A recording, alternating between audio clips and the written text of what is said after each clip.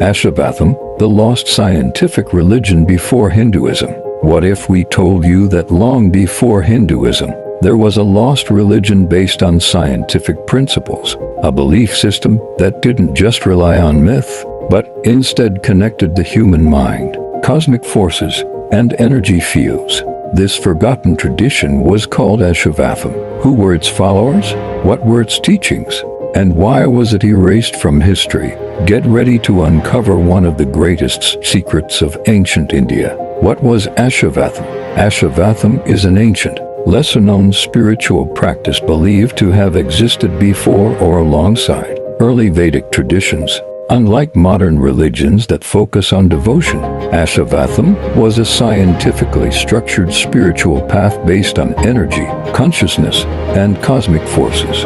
The word Ashivatham is rarely found in modern texts, possibly because it was absorbed into later Hindu traditions. Unlike mainstream religious systems that revolve around gods and rituals, Ashivatham was a way of life that harmonized humans with universal energies through meditation, sound frequencies, fire rituals, and natural forces.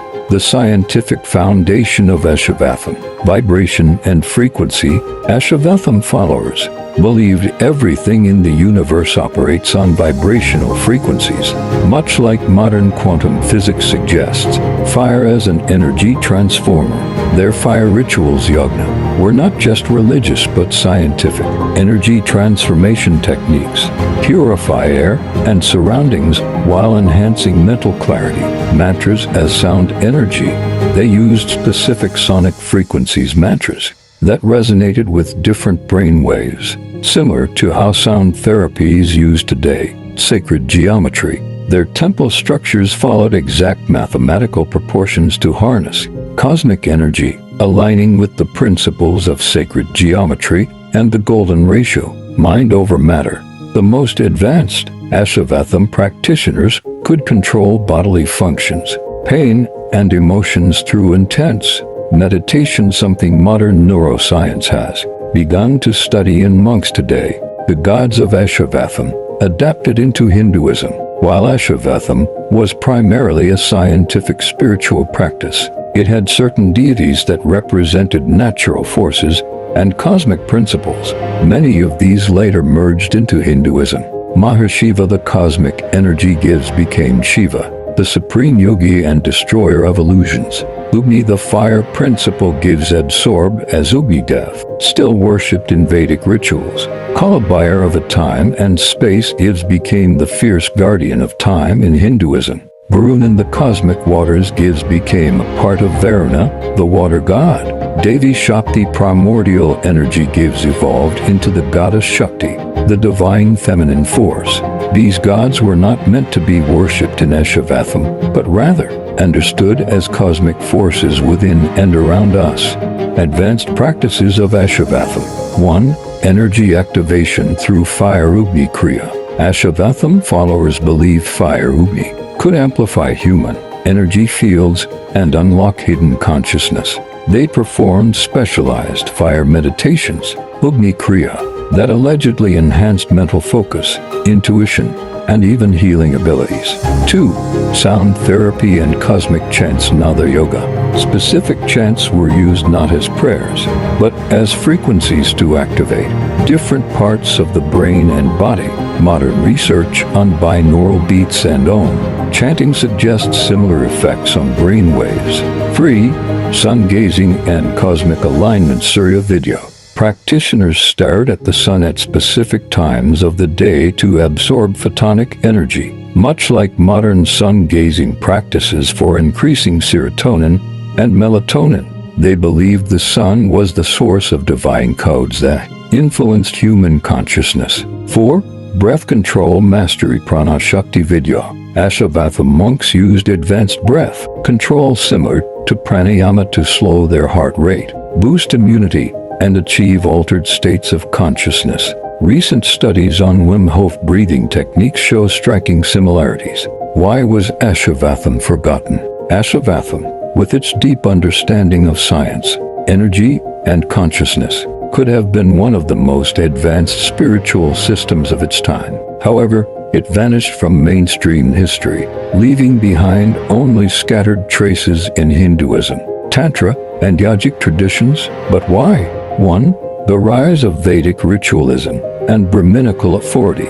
In early Vedic society, spiritual traditions were dynamic and diverse, with different sects practicing fire rituals, meditation, and energy-based sciences. As time passed, a structured priestly hierarchy emerged, emphasizing Vedic sacrifices, temple worship, and the authority of Brahmins.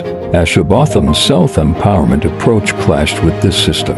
It taught that individuals could achieve enlightenment through personal discipline and energy mastery, without relying on temples or intermediaries. Brahmin scholars may have gradually sidelined Ashivatham's teachings, incorporating only the parts that fit within the growing Vedic framework. 2.